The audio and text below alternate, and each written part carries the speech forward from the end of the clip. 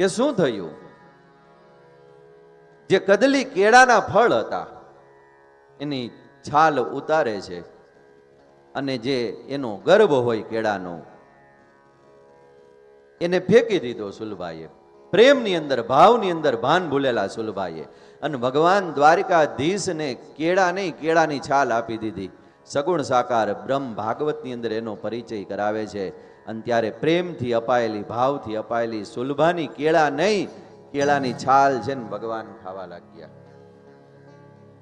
આ લીલા ચાલી રહી છે અને બરાબર વિદુરજી આવે છે સામગ્રી લઈને અને જોવે છે કે સામે બેસેલા સુલભા છે ભગવાનને કેળા નહીં, કદલી એની છાલને ખવડાવી રહ્યા છે.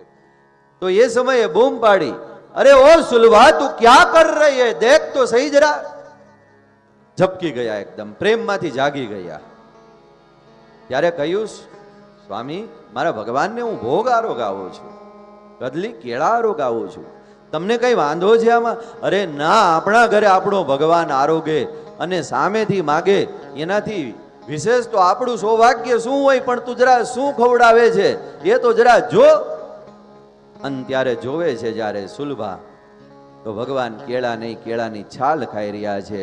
અને ત્યારે સગુણ સાકાર બ્રહ્મ દ્વારિકાધીશનો હાથ પકડી અને સુલભા કહે છે કે અરે ઓ ભગવાન, मेरे द्वारिकाधीश, मैं तो प्रेम में इतनी मस्त हो गई, पागल हो गई कि मुझे पता न रहा कि मैं आपको क्या खिला रही हूं. लेकिन आपको तो बोलना चाहिए ना, मेरी गलती क्या है?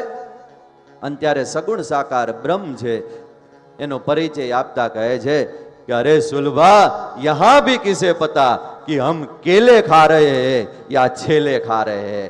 હું કેળા ખાઉં છું, કેળાની છાલ ખાઉં છું, મને ક્યાં ખબર છે?